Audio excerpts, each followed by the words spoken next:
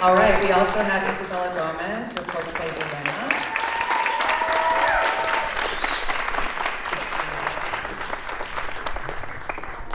Thank you. We also have Michelle Badillo, Becky Mann, Mike Royce, Gloria Calderon-Pellet. Of course, Mike and Gloria co-created the series, and of course, we have executive producer Norman Lear. So one of the things that I was saying earlier is that I had to actually watch the series today before we came in, so I didn't start crying. So that just speaks to how amazing of a job you all did. But before we get into it, I want to throw it to Gloria and to Mike, because I think they have a couple of opening statements that they'd like to share. Well, first, I'd like to say thank you so much for having us. We're so honored to be here. And I would just love to report that we just got the word from Netflix that we are having a second season.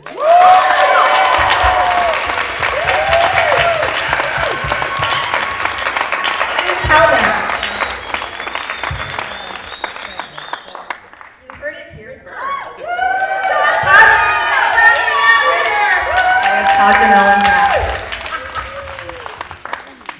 So that's going to be amazing to pick up where that left off. Yeah.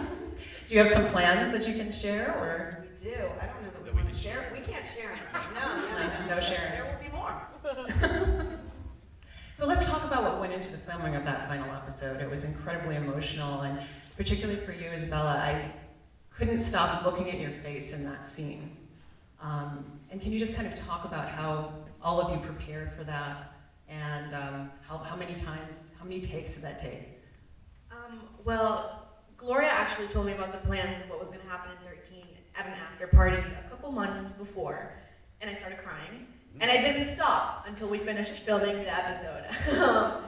So I didn't think there was a lot of preparation that needed to be done, because every time I was on that stage by myself looking for my father, the tears would just flow, and they'd be like, please stop crying, we need to start from the top, you're not crying yet. And I'm like, okay, all right, let's do it. So, yeah, it was very emotional. I cried a lot. Ask Gloria. I cried at the table read. I cried at every rehearsal. We all did. We all did.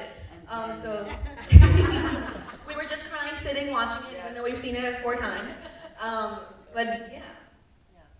And that was just one of many wonderful mother-daughter moments that you and Justina were able to really make seem genuine and warm and really come to life on screen. And I'm hoping that you guys can kind of talk about just how working together kind of helps culminate their relationship and make it seem so real in these episodes.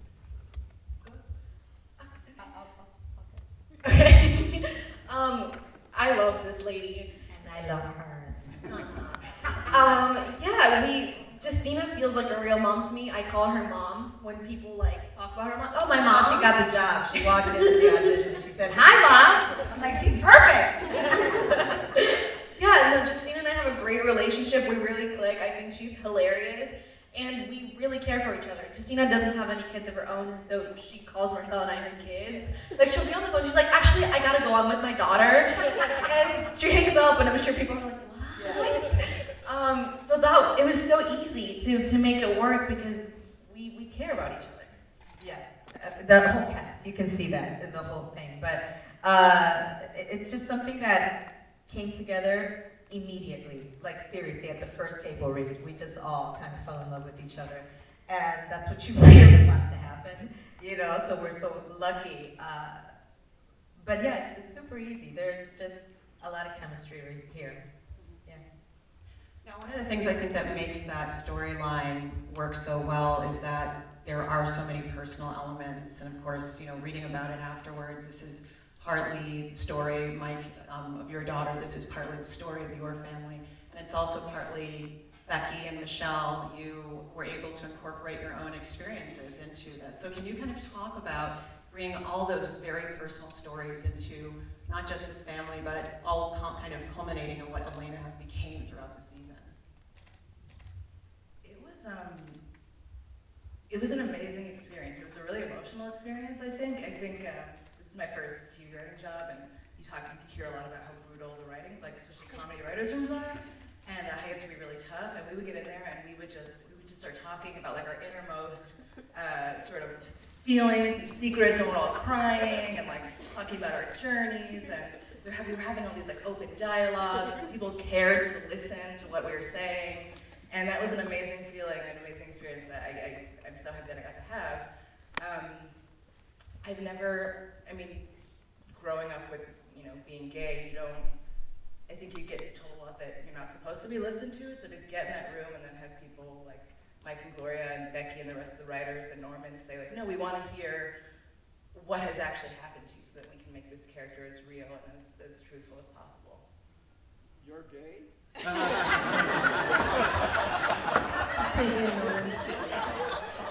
I'm coming out right now, here. The shockers just continue. He doesn't make any assumptions, and that's what's amazing about him. It's really beautiful. I have been in many writers' rooms and have wanted to cry, but haven't been able to. But yeah, this room we just wept and talked about our feelings. It was the opposite of every other writers' room that's ever been, in a great way. And I think the whole series is about seeing people that don't usually get a voice on TV. And, I think it meant a lot to me as a lesbian to be able to write a story of a lesbian coming out. Seems simple, but I've never done it before.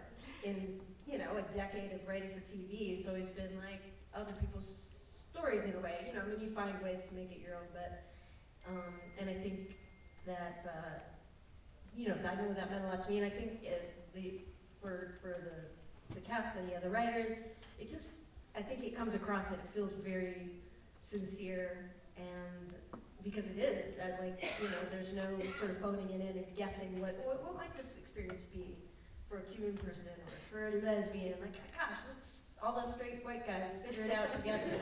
It was actually people speaking from experience, and that was amazing. I just to add to that,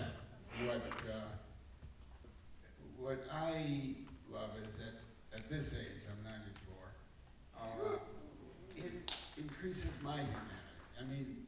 Our common humanity. I grew up in a Jewish family. We were very close.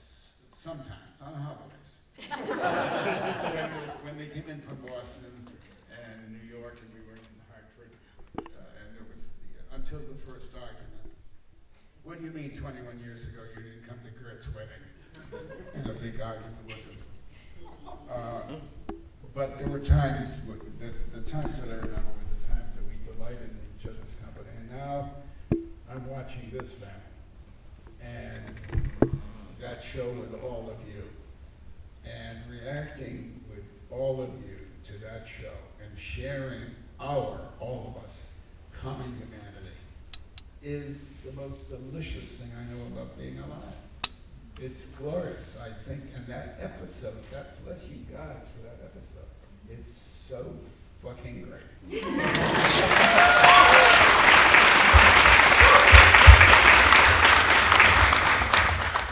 Mike, you want to follow him? I have a rebuttal.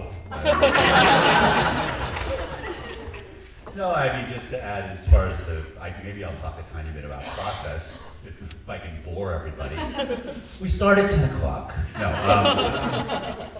No, it just, part of the reason that we changed the original show had 2 daughters, and Gloria and I each have a son and a daughter, and Not together. no. Yeah, true. But not yet.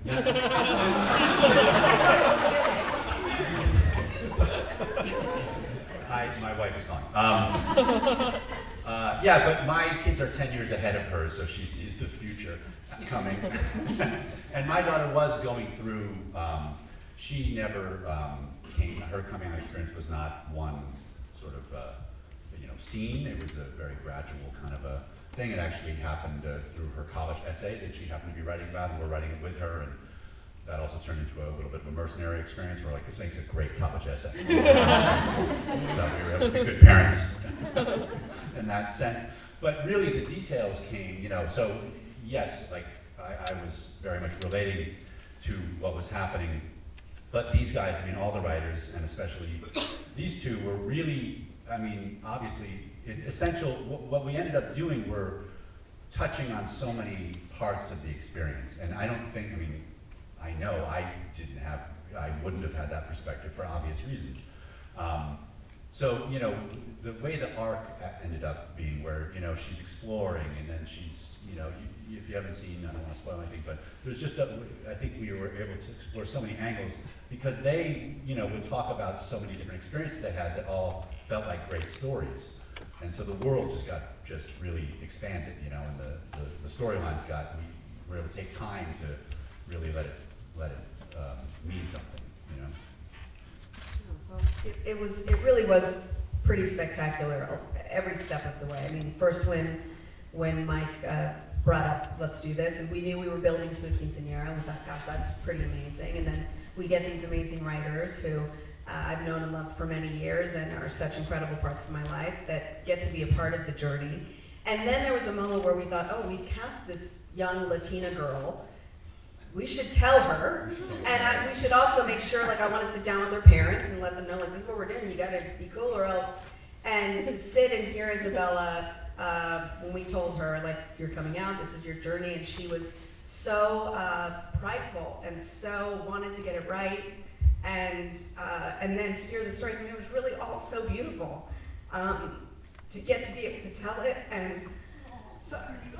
See how it is?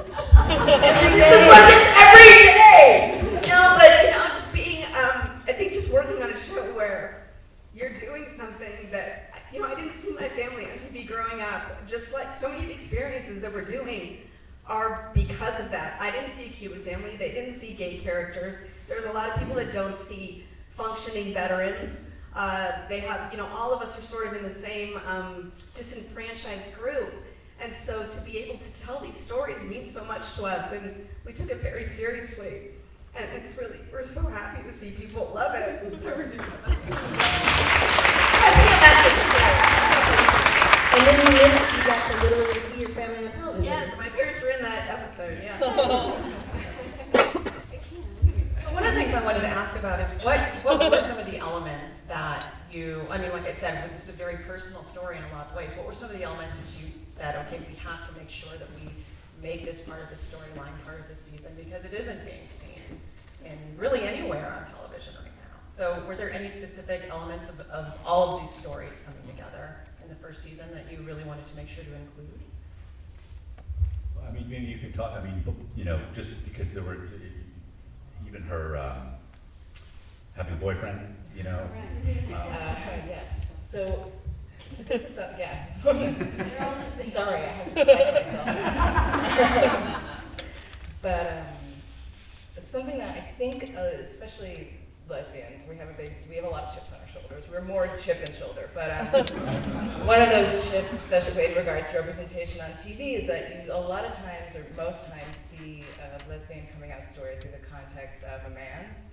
And I think we really didn't want to do that, but at the same time, definitely my experience, and I think Becky had a similar experience, that when most of us don't grow up with a gay context, so you don't really know what that is. You maybe feel like you're a little bit different, but you're not sure how. And so I had a boyfriend in high school, and he was kind of how I knew, like, he was perfect, and he was so cute, and he was into all the same stuff I was into, and it was like, if this isn't working out, like if I don't actually like him the way I should like him, then I must be gay then. So it was sort of like, that was my process of elimination. And I think you don't want to be gay. I mean, at least when I was growing up, like it wasn't sold as an easy lifestyle. But so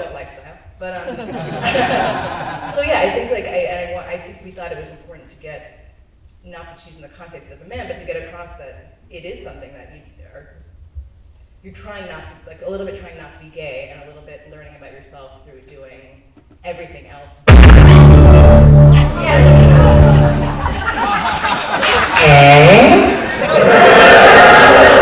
Hi. Clearly, you're writing an episode. Okay, I get it, I'll stop talking. Yeah, so, yeah, whatever, yeah. I just wanted to make sure you were listening.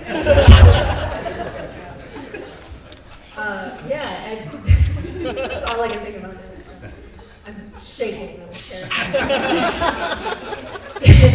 I had my boy in high school that I was like, oh, I hope this isn't how I'm supposed to feel, because this isn't much of anything. Like it would, you hear about how you're supposed to feel, and oh my God, and butterflies, and yeah, wait to see, and I'm like, oh, I only feel that way when I look at my science teacher. Like there's not, it's unclear. And so, yeah, basically that's the beauty of it. You asked sort of, there were anything we wanted to get in there or wanted to avoid, and I don't think we necessarily did. I think it really was all organic to just asking questions and talking, and, we like, oh, you had that experience too? I did too. Interesting.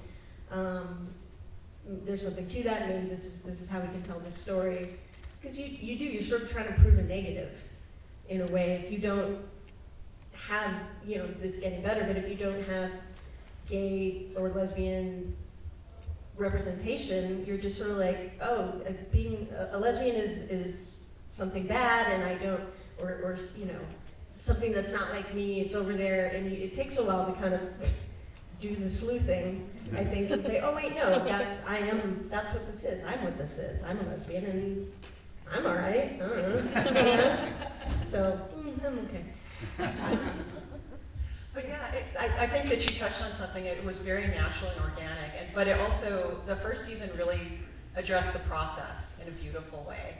Not just through Elena, but also through Penelope. I mean, there is the episode where they have the conversation and Elena comes out, and then the next episode, Penelope says out loud, my daughter is gay, and hey, I'm not completely okay with that.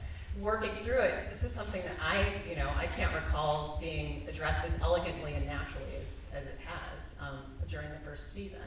So I'm hoping maybe Gloria and Justina, did you discuss this just in terms of, There's a microphone. just in terms of making this like gradual process of going from this process of not just Elena coming out to Penelope and other members of her family, but also just kind of looking at the fact that it's not as simple as I'm okay with it or I'm not, or there's kind of a process of getting used to an idea that might not be familiar. Yes, well, certainly we discussed what that process would be, and really with every story we try to look at it first from Penelope's point of view. She's the entrance into all the stories, and things are through her lens. And so, funnily enough, this story came from Becky. Would you like to talk about that, Becky? Very much so. Yeah, it's my father is gay, and but I came up first, and my parents were still married, and I had just come out, and I was gay, woo, and he came out to me in a very, and obviously what was difficult, a way that was difficult for him to do, and I was supportive, and I love you, and said all the things that they had said to me, which was, I love you no matter what, and thank you for being honest and honest. But I had trouble with it, and I felt like, oh my God, what an asshole am I? I just came out. They were so cool, and then for various reasons, he's married to my mom. There were other extenuating circumstances, but it took me a while to feel comfortable, like I knew him again, because it wasn't like, oh, you're gay and that's bad. It's you're the person I thought I knew the best, and here's this huge new information about you. And it takes a while to integrate that, and so we talked a lot about that in the room, and it just felt very real, and we didn't want to, of course we want Penelope to be like, great, P flag, let's do it, but that's just not real. It's not, and oh God, this is so loud, this one, right? In person, I love that Penelope had thoughts about it, right? That she was confused about it, because this actually happened in my life. I have 3 brothers, and one of my brothers is gay, And when he came out, we kind of always knew that he was, but when he came out, my mom even, when he was a little boy, made him watch the episode of Ellen coming out. That's how much we were sure. But when he told us, my mom, she kind of wasn't as cool as we thought she was going to be. Of course, now completely cool, but it took her a second. And like a day, like Penelope, it took her a day. And that's storyline that it's so personal and beautiful and something that I've lived, that I've seen. So I was really happy with the way that it came out and the way they wrote Penelope. I love that. I didn't want her to be that either. I didn't want Penelope to be some like superwoman. You know, she's a human being and she has different levels and she's not always the greatest and she's not always, I mean, she's pretty great, but you know, but she makes mistakes and that's really important because sometimes when you see sitcoms, you know, you got this great mom and, oh, that crazy wacky dad, you know, and it's just so tiresome and so whatever. So it was so beautiful to see a character that is a true human being. And I love the fact that, Isabella, that you made Elena into just all these different elements of being a teenager. It wasn't just about her coming out. She also could be really strident and a little annoying, but still very lovable. And can you talk a little bit just about working on that character and how, and then I'd like to ask Mike, because you were saying that a lot of, you're talking about your daughter and how a lot of Elena is based on your relationship with your daughter. So working on Elena, like Gloria said, once I booked the show, we had a little meeting and they gave me a bunch of background on her, which I wrote down and then proceeded to not look at anymore. But I thought I got the gist of it, and I always say this, but I was 15 not that long ago, and I understand the figuring out of who you are, and being a feminist is somehow seen as wrong in this world, and why, and all of these social issues, and I think that was my biggest thing that I had to work on, because I'm not as cultured and educated as Elena. She seems to know everything about everything, and sometimes I would read scripts, and I'm like, I don't know what this means, what is it? I don't know this word. And so that's when Michelle came in. During the process, Michelle and I got really close, and also Ariella, who plays Carmen, we got really close, and Ariella is so intelligent, she's so cultured, and so she was that friend for me that I could always go to and be like, what is this social issue? Because I never heard of it. And then there were also a lot of, my first language is Spanish, and so there's a lot of words that I couldn't say. And Elena has a vast vocabulary, so I'd go up to Gloria and Mike at the beginning of the week, be like, I can't say this. And they're like, no, say it. And so it was a lot of also that. Yeah, that's it. And Mike, Yeah, I would just say like the sort of, one of the germs of Elena came from, you know, my daughter being 15 and being a feminist and very, very well schooled in every social issue, all of which I agree with, but all of it also coming not from experience, from the screen, you know, of course. And this, you know, there's a lot of people, there's a lot of kids like this these days, and she would, you know, she's kind of an introvert, but if you hit the right button or subject, it's a 2-hour lecture about what is happening, you know, I mean, the Gamergates, the whole thing, that was, I mean, but I mean, I'm really, you know, I'm interested in this stuff too, so we have these long conversations about that, you know, that's just an example. I mean, and so it's that tension that felt like it was right for the show between her total idealism without any experience. Of course, totally right about everything all the time, but as you say, annoying. Sometimes because it's, you know, my joke about, you know, the way it happened in my house was like her getting super outraged. Remember there was that catcalling video, you know? So, you know, walking around, proving how much men catcall, and my daughter being, I mean, you know, women, we have to put up with this every day, and we walk down the street, and like, you've never been outside. So, like, I agree with you. So it's that kind of, you know, I think it's so important for Elena's character to be both wrong and right. You know, it's like she hasn't experienced things yet, so she's gonna probably go down a lot of rabbit holes that maybe she doesn't quite understand yet, but at the same time, her intentions and her spirit and are so on the mark, you know. So yeah, and then between the three generations, it's sort of, you know, there's somebody who's really experienced a lot of stuff, and then someone who's in between dealing with both of them. Now, before we came out, one of the things that we were talking about is the fact that One Day at a Time is a comedy. I watched a lot when I was a kid, and I had to sneak to watch television, you guys. So the fact that I was able to watch it that much and remember it it's kind of speaks to the fact that it is so unforgettable, just in terms of its subject matter and revolutionary. But Norman, when we were talking before, you were saying that for you, that this version of it is what really kind of made it kind of come alive for you. So can you talk a little bit about that? Why would you do that?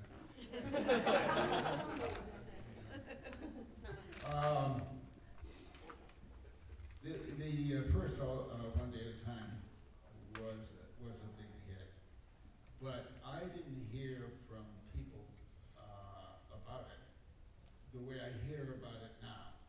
I mean, people in their 50s, 60s, or however many years it takes to be talking about the original. Can you hear me? Yes. The original One Day at a Time. But I've only learned in recent years, as a result of this show, and people talking about this show and that show, the older people who remember that show instructed me that it had a big imprint. You know, I thought about that with, I knew about that with All in the Family and the African American shows, but I didn't know this single mother and two children was a very big deal for a lot of people. And I think I told you that the Mary Tyler Moore Show, may she rest in peace, it came on a year or two earlier than our show. And when the guys wrote her, she was to be a divorced woman with two children. The network would not have a divorcee on the air, unmarried, you know, alone, divorced. And so we were the first. I didn't know it was such a big deal until I learned later that they couldn't get it done at that time. Have I covered what you were asking me about? Yes, but keep going. We're all ears. But I want to ask you about this show. I think this episode that this audience saw was part of what made way for it was every minute of every other show. And the episode I'm thinking of, that I'd love you guys to tell everybody about, is the episode in church. Because I think you could not have done this without the spiritual nature of this family that you all represent. So talk about that, why don't you? Me? Talk about that. Okay. I have a lot recently, and I'm like, why am I saying so many personal things? Well, yeah, I mean, look, Rita and Justine are doing a version of my mom and I. You know, my parents, I literally did sleep with my mom last night because my husband's out of town, and when they're out of town, they just come over and stay. My parents just are like, oh, well, we can't have you be alone, so my mom slept in my bed with me. It's really something. It was really lovely, actually. It was weirdly comforting. But they're at my house every day, and my parents were working parents, and I was with my grandmother all the time. And then my mother swore when I had kids she would do the same. It's a very Latino thing to do. And sure enough, when I got pregnant with my daughter 8 years ago, they moved here and live a mile away from me and make my life possible. And I'll never put her in a home as a result, which that's our deal. It's very overt, right? It's overt. Oh, it's overt. It's like, I'm really good to you now so that you're, okay. How do you know he's going first? I mean, who knows? They're both pretty with it. But they'll live with us. Like, we're looking at houses now, we're like, well, we need the room downstairs for mom and dad. I mean, like, that's just a part of what it is. So there are conversations we have, and the church one is a big one. My parents are really upset that I don't go to church every Sunday. And my kids still go to Catholic school. I still, like I said on a panel recently, I believe half of it. I just don't believe half of it. So, but half of it I like, love your neighbor, I'm into it, I'm on board. Oh, unless they're this and this, but the love thy neighbor, treat them as yourself. No, but not all the time. Like, so I don't, oh, priests but they can't get married and they can't be women. Wait, what? So there's a lot of stuff that I have questions about and that I like to talk about. I went to Catholic school all my life until grad school. So I went to school, funnily enough, Norman's daughter is doing like her dissertation on the nuns that I grew up with in Beaverton, Oregon. We found this out over dinner and our brains were exploding because there were these super feminist nuns who would take the Bibles and write, wherever it said he, they would write or she. Like they were really cool. Sisters of St. Mary's in Portland, Oregon. They were amazing. And those were the nuns I grew up with. And then I went to Jesuit schools with all these, kind of great drunk priests that were lovely. Not all of them were drunk, but they were very liberal with the wine and oil and everything else. The first time I got drunk is because a priest, we were at the JAC, and a priest kept on pouring me wine. It's there. I've been fortunate enough to be in positive Catholic scenarios where I asked a lot of questions and talked about how I don't believe a lot of it and how I do believe a lot of it. And so these are just things that came up, and it was a debate that Mike and I have had. He grew up Catholic and he's not Catholic anymore, and it's just a thing that's a hot button issue that you start talking about. So, and Lydia, and Lydia, it certainly came out with Lydia working through Elena's coming out. She went through like, I don't know. I mean, you have to see the episode because I'm not going to do it justice the way Rita does it justice. But she goes through sort of this whole journey in a minute. That's a pretty great little minute. Because this new pope is like, oh, everyone relax, don't be so mean to gay people, it's fine. And it's like, what? So yeah, watch the episode. She does it much better than I did. But so that's what would happen. We would talk about things as they would relate to our families. Other writers as well would come and talk about things in relationship to their parents or to their kids, and that's where the stories start, and then we sort of filter them through the lens of this woman. And what comes out is the show, and we try to put it forth in the best way we can. And sometimes we do a better job than others, but that's kind of where it comes from. It really comes, and unlike other shows where I've been on a lot of great shows with like just mostly dick jokes, and I love a dick joke. I do, but this is not. Can you tell one?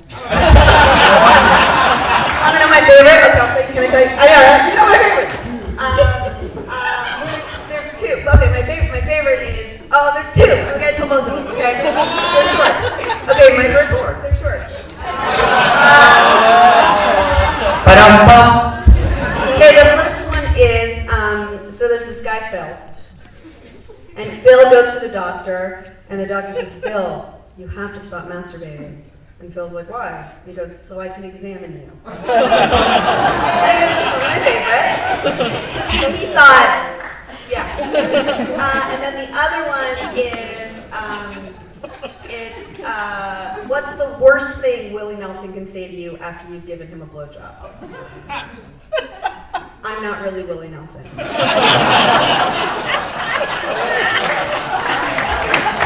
This is the best people ever.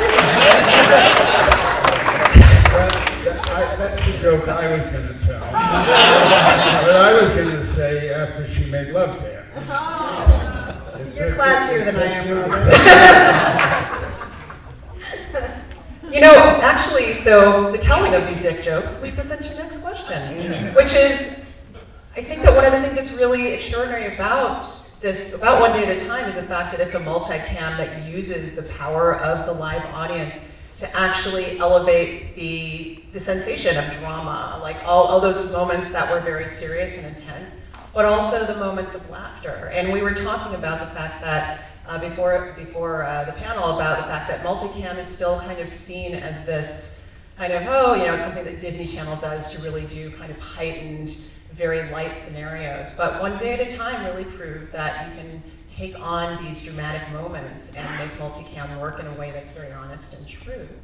And Norman, can you talk a little bit about, you've talked a lot about multi-camera and the fact that, everything that I just said. I mean, so can you talk a little bit more about that and why you think it is that at this time multicam is still seen as this light way of taking on the half-hour format? There's a chemistry that builds between the actors and the audience. with a live performance and, you know, people in front of the camera watching the live performance. And the actors, I mean, you know this far better than I know it as an observer, you know it as somebody who's lived it. But you can feel the chemistry, and maybe there's a different chemistry with each audience. It's subtle, but it's profound. And you say a line and it gets a laugh, and that causes you to change, you know, you raise an eyebrow, or you know, or the person that the camera's gonna cut to raises an eyebrow and elongates the laugh. And that chemistry works all the way through.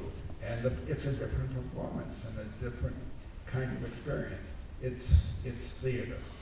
And I've always, you know, reacted to theater in that way. So I love when you guys extend a laugh with just a little bit of whatever you do in reaction. Rita's great with that. I mean, she is. Rita is wonderful with that. Within her, I mean, we're all. I thought we were going to get her on the screen or phone or something. Oh, were we? No? Are we not doing that? We tried to call her and she went to voicemail. Well, But even her entrance, I mean. But she's great with that. You're the first to learn it. She's not on the show anymore. That's not the report.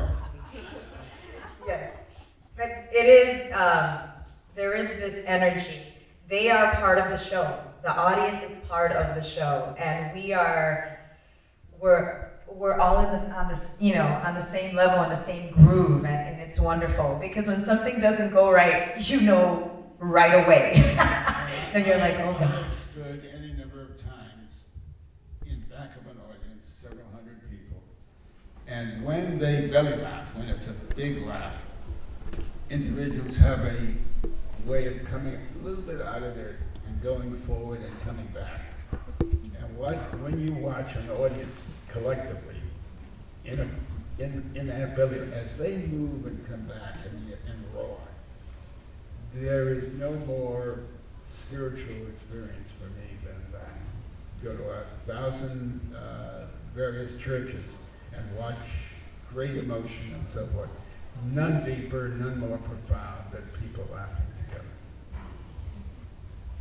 And how did that change the writing for you guys? Did that change the writing, knowing like, okay, we're going to be in front of a live audience? Was there a lot of like, okay, this joke needs to be lifted, so we're going to pull back and rewrite? How did that change things? Speaking of a live audience, we can take some questions. Oh yes, certainly take some questions. Sorry, I have no idea what time it is, so do you want to answer that and then we can take questions? No, I was just going to say that, I mean, the main thing is the joke needs to be funny. And it sounds obvious, but when you're doing a single camera show and there's no audience, you can fool yourself into thinking, I mean, that's funny, right? Sure. And also you can use editing creatively. I mean, it's actually great that you can use editing. So I'm not putting down single camera shows because some of them are the funniest shows that are on television.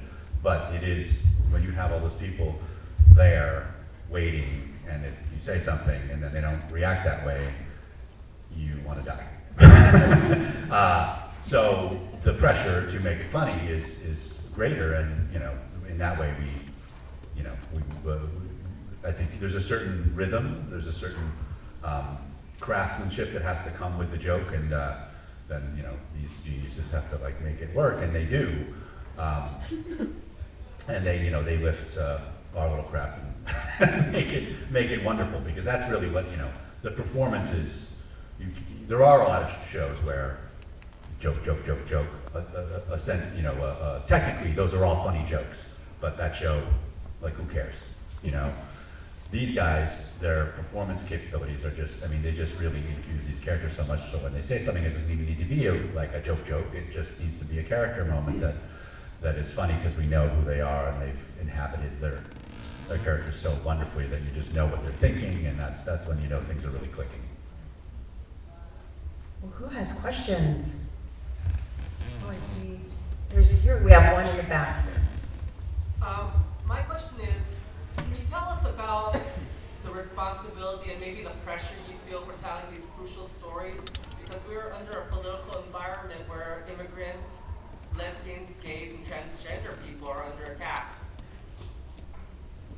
And Latinos too, unfortunately, we're in that mix. Yes, well, we take it very seriously when we sit down to do the deportation one is a really great example where we were like, oh man, if we get this wrong, it's going to be bad. Which is why it was great to we break these stories in advance because we got to that episode and we realized we need to have a character because Cubans can't be deported, which is also something that a lot of people didn't know. Because there's different rules for Cubans in this country. So that's something that we wanted to talk about. And we needed to establish a Mexican character that we loved, that the family loved, that the audience already loved. And so we knew we needed to do that a few episodes earlier in order to make the impact that we wanted to make with her. So that's what we did. We introduced Carmen early, and Ariela, was so incredible in the role. And we had them be friends, and we built to it so that by the time it gets to the episode where something happened, you've watched the episode, but I don't want to do spoilers either. But when we deal with that, it had more impact because you cared. It wasn't just a theory anymore; it was a person. And I think that's the way to do a lot of these stories. I think that I can't believe that there are that many hateful people. I think that there are people that. Dan, I was just on a panel with Dan O'Shannon, and he said something really amazing to me. He said, or to the panel, he said, ignorance is opportunity.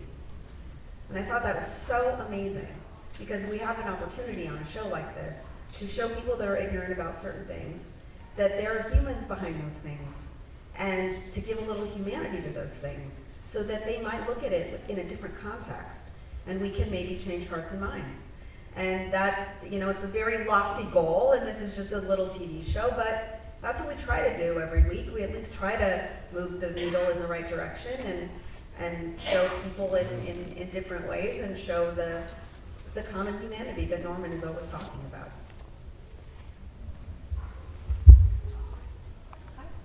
Hi.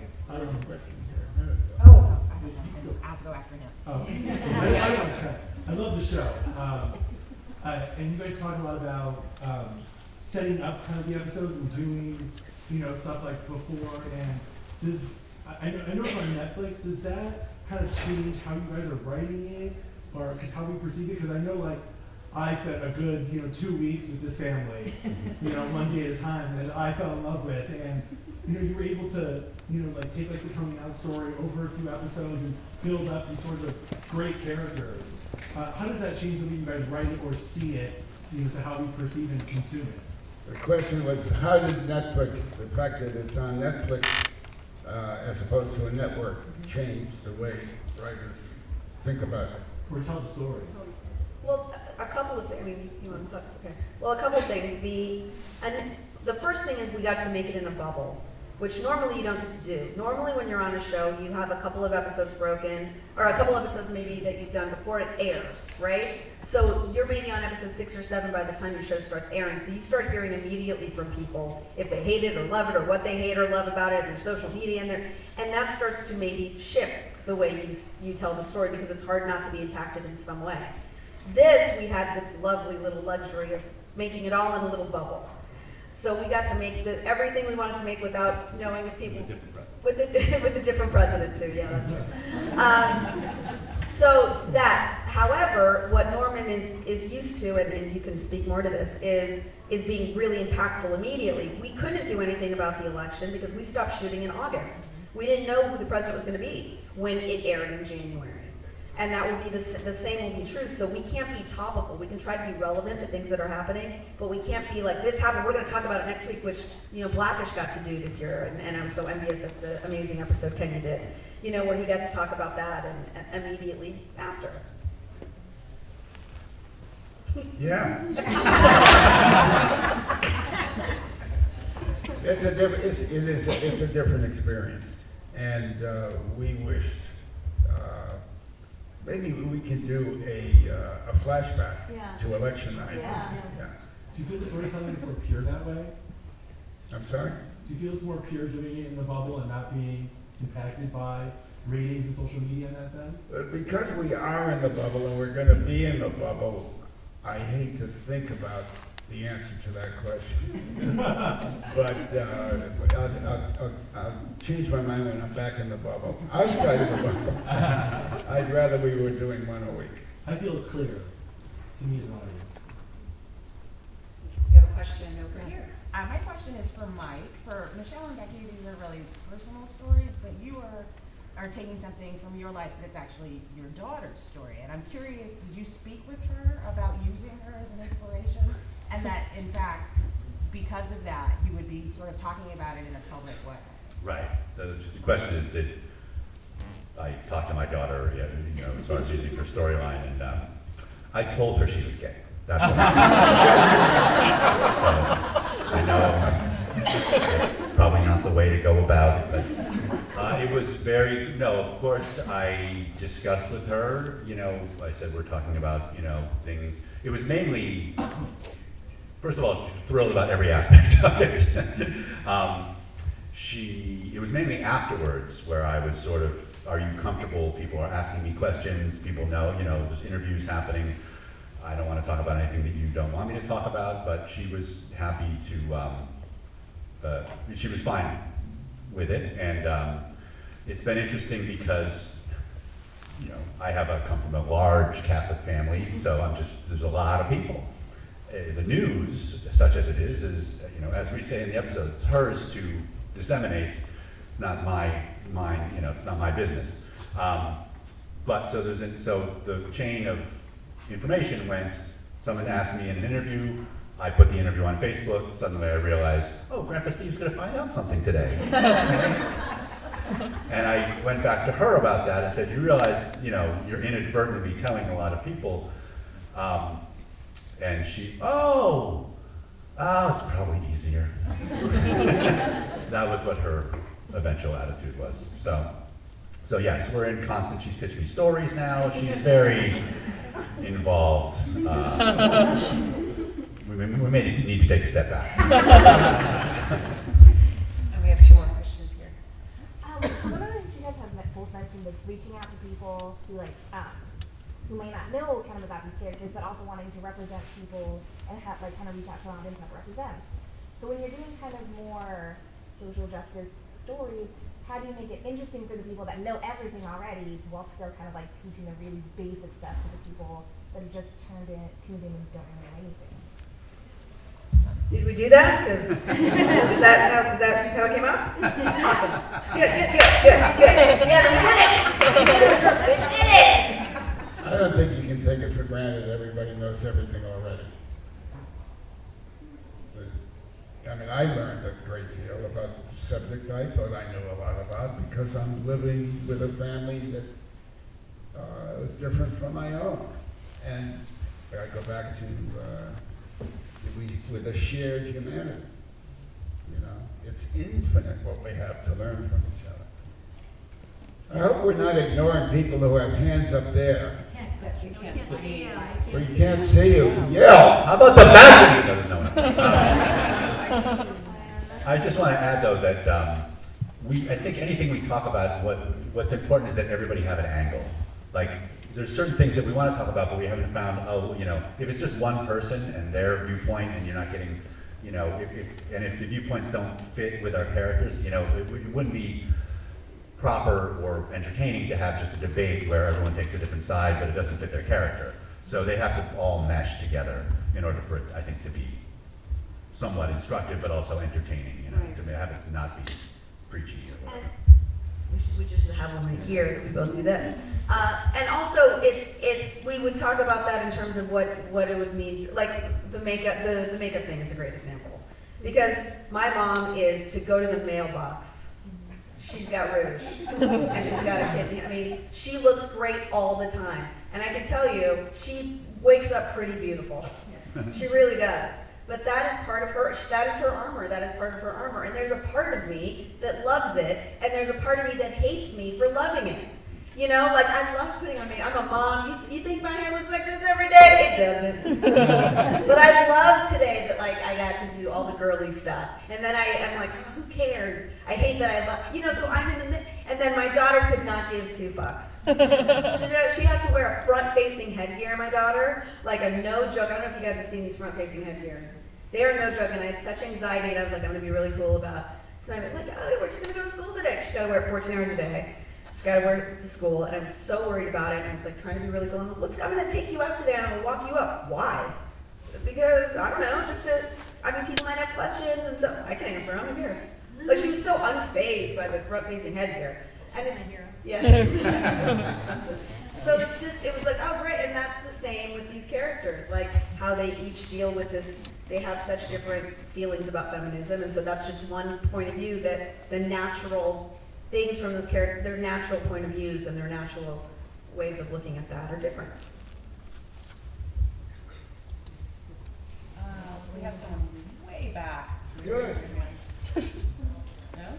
Are you guys alive? Oh, there we go. There he is. I just wanted to thank Norman for your so much. It shows you put your stamp on it. And I'm not a big TV watcher for this show. This episode, definitely want to binge watch. But I thought there might be somebody in the back who felt that way.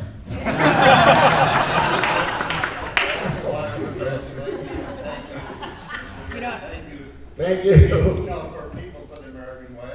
Oh, I like that. I think you blast all the time, and you guys are very effective in keeping this new regime unnoticed. I love One more question, so I'm gonna go right in the center here. Yeah. Hi, I'm a Cuban American filmmaker, and I know how firsthand how complex it is to get like Latino stories into, to get made. So I was curious, how did this first fly one day at a time as the vehicle for the Cuban family? What did it take to get Norman on board, and then what were the conversations like for Netflix to convince them to have, there's under 2 million Cubans in America, so I'm really interested in that. Well, it started with Norman's producing partner, Brent Miller. Brent, I believe, had read some sort of study about a marketing study of American Latino women, single moms in particular, that were underserved in the media. And so he thought, oh, we have a single mom show. Let's do it with a Latino band. He came to Norman, who was on board with that. And then Mike came on board. And then me. I was the last one to come on board. And we made them Cuban because I'm Cuban. So those were my stories. Not that I wouldn't have loved to write another family, but with this, it just felt so personal. And I knew that I could mine so much from my specific experience that I really wanted to keep them Cuban. But had we gone with something else, we would have done the proper research and gotten those people in the room to do that. And I'd love to write it about other Latino experiences as well. But this one is Cuban because I'm Cuban. That's how. Thank you so much for coming out today. Thank you so much to the cast, creators, and writers of One Day at a Time. And we'll be able to see another season, which is a treat. Thank you. Great news.